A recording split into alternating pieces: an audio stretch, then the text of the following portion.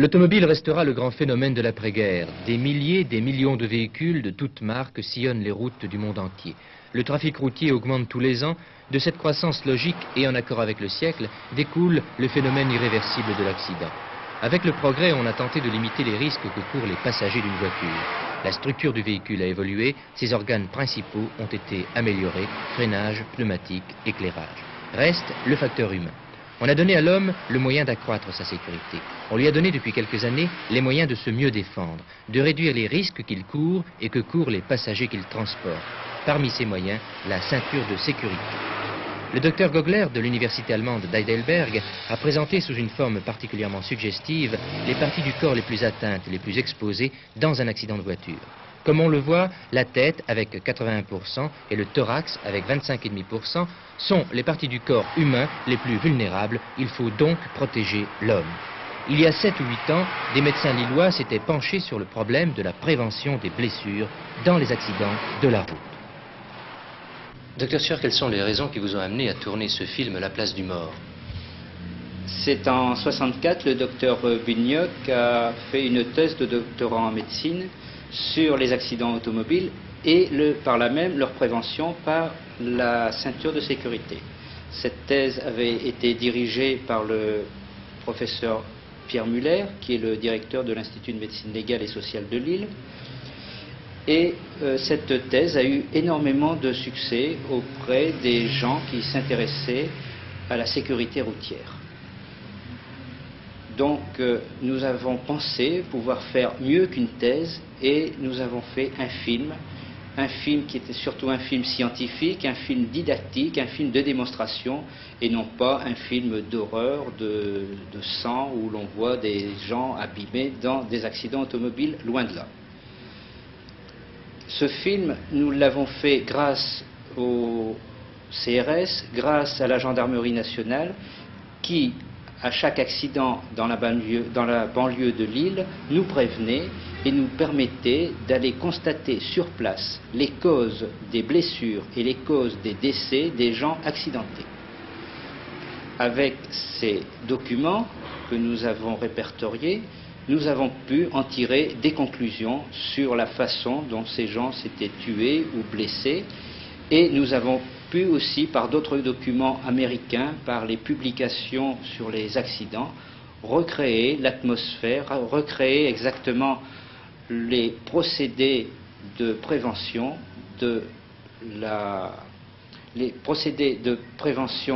contre les accidents automobiles et expliquer d'une façon exacte et scientifique comment les gens s'abîmaient dans une voiture et comment il fallait les retenir attachés à leur siège par une ceinture de sécurité. Combien de temps vous a-t-il fallu pour tourner ce document? Il nous a fallu environ 3 ans pour réaliser ce film, car il a fallu d'abord l'écrire, il a fallu aller sur place voir énormément d'accidents, et il a fallu aussi créer des dessins animés, et des dessins animés, ce sont des choses qui demandent énormément de temps pour les créer. Bien, nous allons voir donc ce film, La place du mort.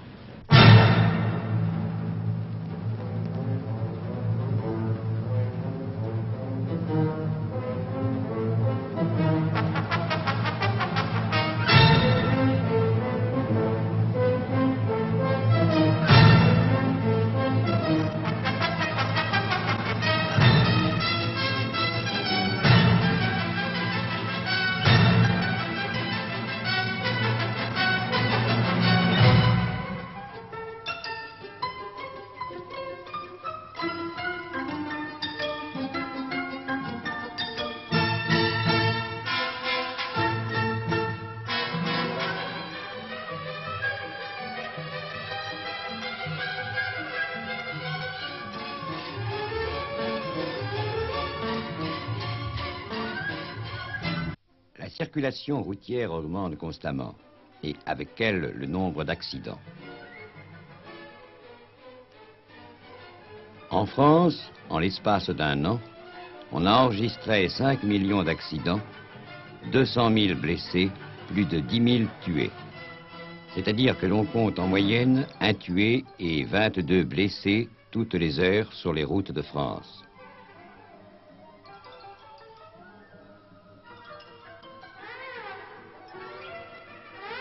L'étude des collisions de front à vitesse modérée permet d'analyser le comportement des occupants d'une voiture dans les accidents les plus fréquents et d'en déduire les moyens de protection les plus efficaces.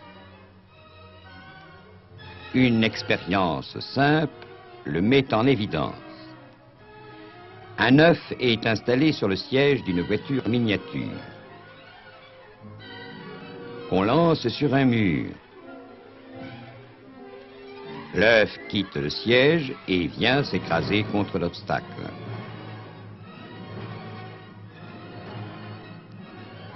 De même, l'occupant d'une voiture décolle du siège et vient percuter la paroi avant du véhicule qui, lui, est déjà arrêté par le choc.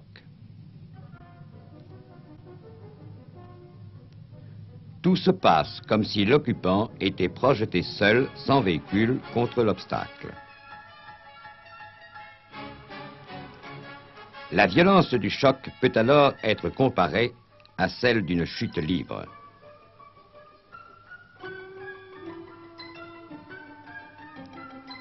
Ainsi, la percussion d'un mur à 50 km/h correspond à l'écrasement au sol d'un corps après une chute libre de 10 mètres.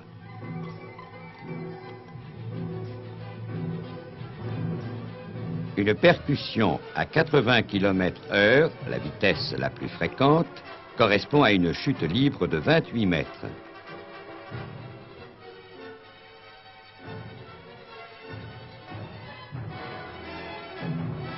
Et 120 km/h correspondent à une chute libre de 57 mètres.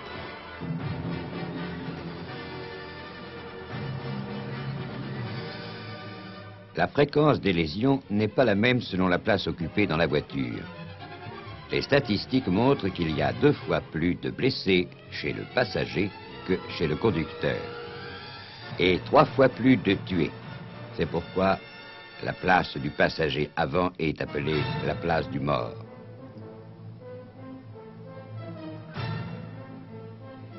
Les principaux traumatismes habituellement observés se situent tout d'abord à la tête, projetée en un point quelconque de l'habitacle, et transmettant une partie du choc au rachis cervical.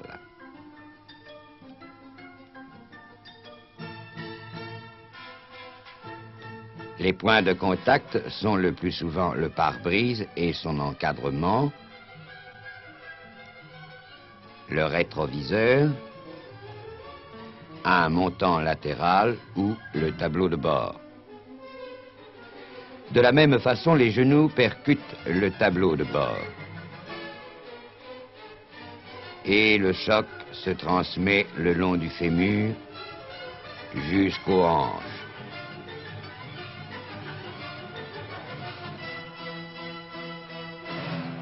Le point de choc habituel est le dessous du tableau de bord.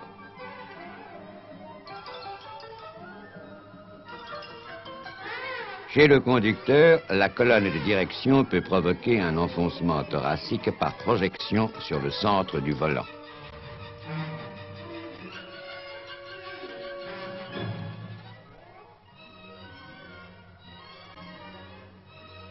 Plus grave encore, lorsque le tube de direction vient faire saillie à l'intérieur de l'habitacle.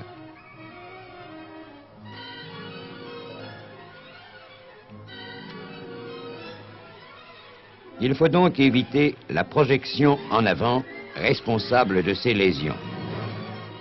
Reprenons l'expérience de l'œuf, mais cette fois en le fixant au véhicule par une ceinture. Lancé à la même vitesse, l'œuf reste intact sur son siège.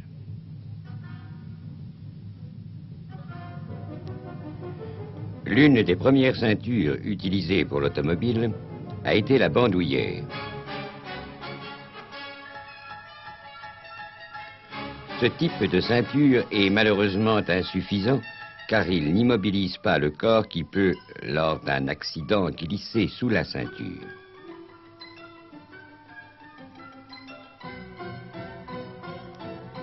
Une amélioration semble être apportée par l'association à la bandoulière d'une ceinture sous-abdominale. Le bassin et une partie du tronc sont alors bien maintenus. Mais rien n'est prévu pour fixer la tête. C'est le rachis cervical qui doit par lui seul retenir la traction provoquée par la tête. En raison de l'asymétrie de ce système, la tête et l'épaule libre projetées en avant provoquent au niveau du rachis cervical une hyperflexion associée à une torsion latérale. Ce qui correspond à une véritable clé de cou.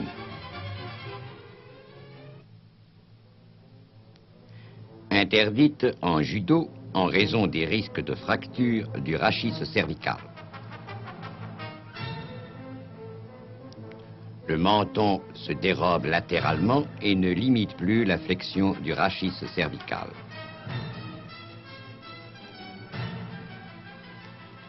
Ce système n'est qu'une mauvaise solution dont la mode ne s'est répandue que par son aspect faussement rassurant.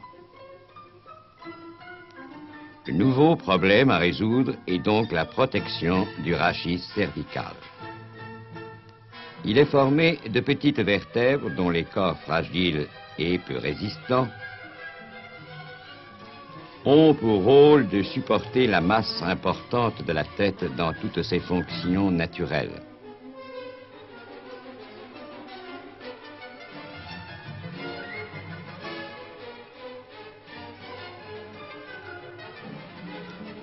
Les tractions ou torsions anormales qui peuvent lui être imposées sont très limitées en raison de sa fragilité.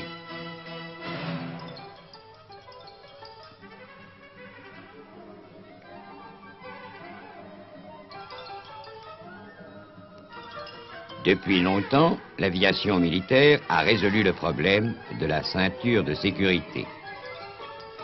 Le siège des pilotes d'avions de chasse est équipé d'une ceinture sous-abdominale, complétée par deux bretelles qui fixent le thorax et les épaules d'une façon symétrique.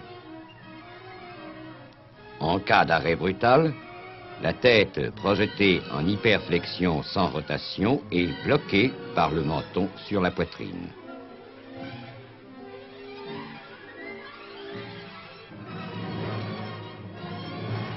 Ce qui diminue beaucoup le risque de fracture des vertèbres cervicales.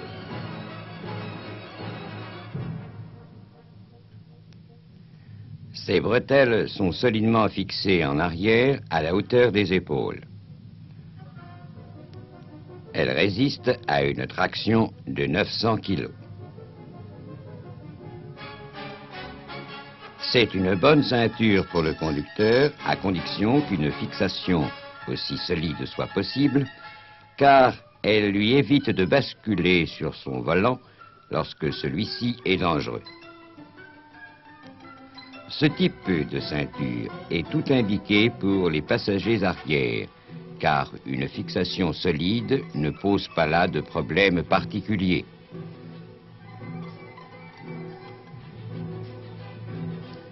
L'aviation commerciale a toujours utilisé les ceintures de sécurité.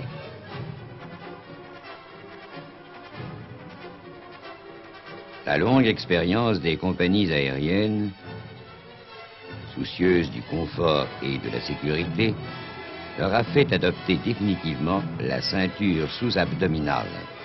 Simple, commode, esthétique, et qui est aussi la plus adaptable et la plus efficace pour l'automobile. Mais cette ceinture ne doit pas être placée trop haut. Car si le bassin est bloqué à la hauteur des épines iliaques antéro-supérieures, il glisse sous la ceinture. Tandis qu'au-dessus de la ceinture, le tronc bascule en avant, pouvant provoquer une fracture de rachis lombaire dont la flexion se trouve physiologiquement limitée.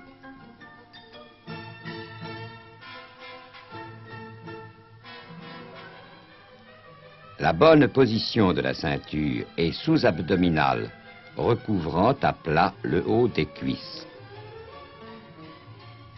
Solidement fixé au plancher, formant avec celui-ci un angle de 45 degrés.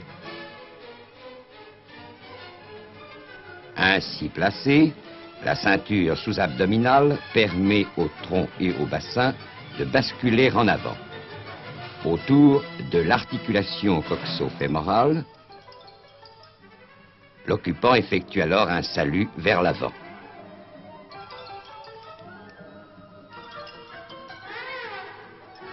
Sans risque de lésion vertébrale.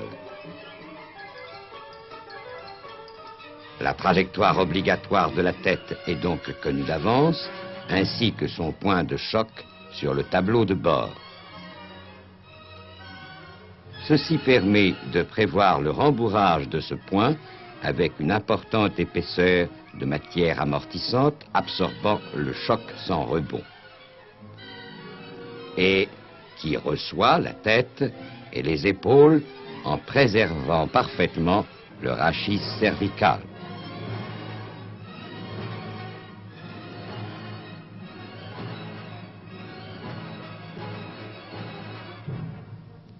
Dans ce salut vers l'avant, le chauffeur, lui, bascule sur son volant qui doit être utilisé pour le recevoir en amortissant le choc.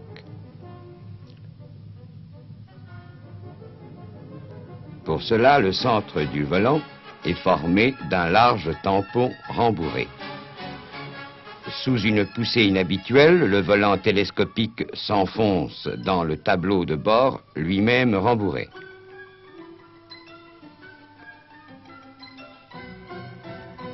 Cette adaptation supprime tous les risques du volant.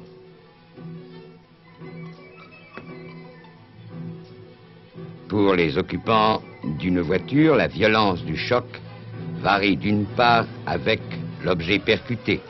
Un mur, un arbre absorbe moins bien le choc qu'une meule de foin. La violence du choc varie d'autre part avec l'écrasement de la voiture. La brutalité de l'arrêt est en effet amortie par la partie avant de la coque qui absorbe l'énergie de la collision en se déformant.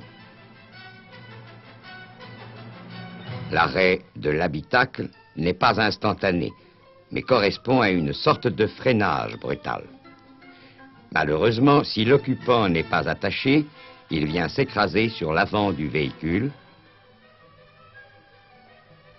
alors que la voiture est pratiquement stoppée.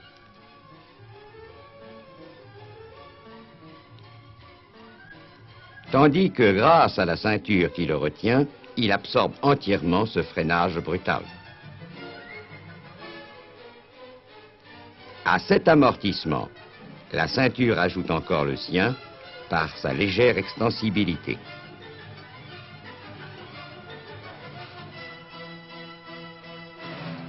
La ceinture de sécurité évite aussi l'éjection des passagers hors du véhicule et les statistiques mondiales prouvent que dans 80% des cas, il vaut mieux rester dans la voiture que d'être éjecté. Dans une collision par l'arrière ou lors d'un choc en retour, la tête bascule violemment en arrière, le cou en hyperextension, allant jusqu'à la luxation, la fracture des vertèbres cervicales ou la dislocation du cou.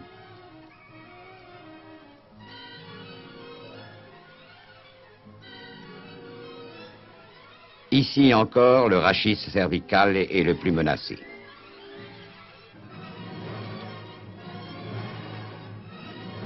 L'appui-tête capitonné, faisant partie intégrante du siège, évite toute lésion de ce genre.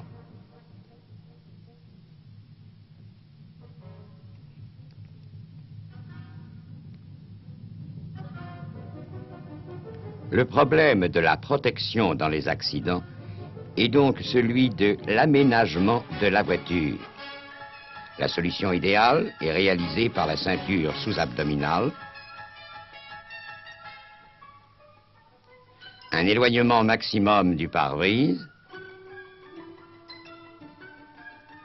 un rembourrage large et important du tableau de bord,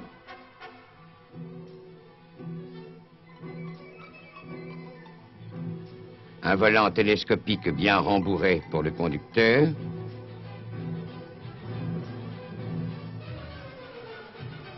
enfin un appuie-tête.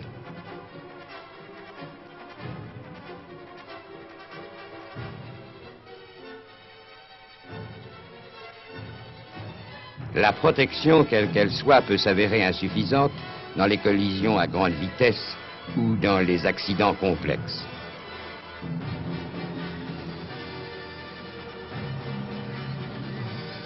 Lorsque l'on subit l'accident, seule une ceinture de sécurité bien adaptée, dans une voiture correctement aménagée à cet effet, peut réduire les dégâts corporels au minimum, voire même les supprimer.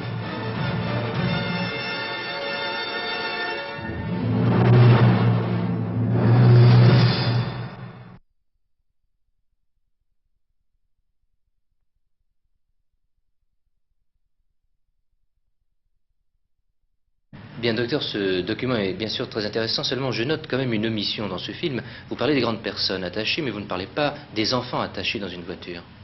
Ah oui, alors là, le problème des enfants est un problème très important. Et combien de fois voit-on des enfants attachés par des sièges polyvalents qui peuvent être utilisés aussi bien à la maison, dans la salle de bain, dans la salle de séjour, et aussi dans la voiture, avec des petites attaches un peu n'importe où dans cette voiture. Or, ces attaches et ce fauteuil sont des choses excessivement fragiles et qui ne résisteront jamais à un choc comme dans un accident relativement violent. Et l'enfant sera projeté à travers le pare-brise, et c'est criminel d'utiliser des sièges comme cela. Alors je suppose que vous avez une suggestion à faire. Oui, je pense que la seule solution pour qu'un enfant soit en sécurité dans une voiture, c'est qu'il soit attaché par une ceinture sous-abdominale de grande personne. Et là, il n'y a aucun problème. S'il y a une collision, s'il y a eu un accident, l'enfant va faire un beau salut vers l'avant et il sera beaucoup trop petit pour pouvoir aller même toucher de la tête le tableau de bord. Et même à partir de 2 ans jusqu'à 10 ans, c'est la ceinture idéale pour l'enfant. Monsieur le professeur, nous venons, en compagnie du docteur Sueur, de revoir ce film intitulé La place du mort. Vous avez participé à l'élaboration de ce film. Est-ce que je peux me permettre une petite critique? On parle dans ce film, à propos de la place du mort, d'une proportion de 3 morts à la place du passager pour 1 mort à la place du conducteur. Est-ce que vous ne pensez pas qu'il y a de ce côté-là une évolution? Il y a une évolution, c'est absolument certain. Depuis 1966, je crois à peu près, nous avons réalisé ce film. Il y a une évolution qui est due à l'augmentation de la vitesse de nos véhicules.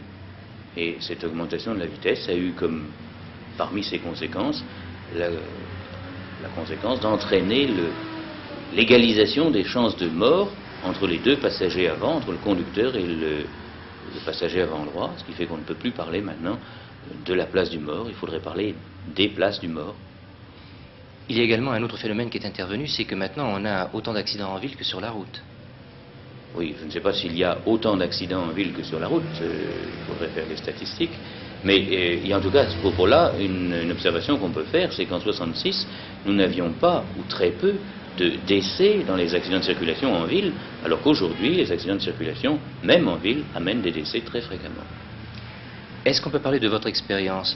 Est-ce qu'actuellement, on constate chez les personnes qui ont eu un accident, des accidents moins graves chez celles qui portaient la ceinture de sécurité? Bien, je crois qu'on ne peut pas encore parler d'expérience parce que le nombre de blessés, de gens qui ont été impliqués dans un accident et qui avaient mis leur ceinture, qui utilisaient leur ceinture, est extrêmement faible parce que les automobilistes n'utilisent pas encore leur ceinture, ils en ont mais ils ne mettent pas. Ce qui fait qu'on constate de nombreux blessés par accident, mais pas de gens qui ont été blessés malgré leur ceinture. C'est assez rare. J'ai vu ce matin une personne qui a été blessée dans un accident et qui avait mis sa ceinture. Je pense que, étant donné l'importance de l'accident dans lequel elle avait été impliquée, si elle n'avait pas eu de ceinture, elle aurait été tuée. Bien, quelle conclusion peut-on tirer de ce document filmé et de ce que nous venons de dire, docteur Sueur et vous-même? Bien, je crois que ce document énonce une théorie, énonce une idée médicale sur les ceintures de sécurité. Il y en a d'autres, il y a d'autres avis. On pourrait penser par conséquent qu'il y a de bonnes et de mauvaises ceintures, c'est ce que nous croyons, mais de toute manière, quelle que soit la ceinture utilisée, il faut en avoir une et il faut s'en servir, il faut la boucler, il faut solidariser totalement sa voiture au moment de l'accident. Nous n'avons pas ouvert une polémique à propos de la ceinture de sécurité. Les médecins qui ont réalisé ce film ont fait une œuvre médicale éducative, qui est le bilan d'un certain nombre de réflexions qu'ils se sont faites. Leur expérience leur dictait de réaliser ce document. Nous ne vous avons pas proposé ce film pour vous obliger à mettre la ceinture de sécurité. Là n'est pas notre propos. Chacun est libre de mener sa vie comme il l'entend. Être attaché est un choix vital. C'est un pile ou face avec la vie ou avec la mort. Mais si l'on considère bien le document que nous venons de voir, les statistiques publiées par la presse, il faut bien avouer que la balance penche en faveur du dispositif. Mais, comme pour tout le reste, comme pour la vitesse ou comme pour la boisson, c'est à chacun d'entre nous de décider. Conduire une voiture, c'est déjà être majeur. Attacher la ceinture de sécurité, c'est se montrer adulte, donc responsable.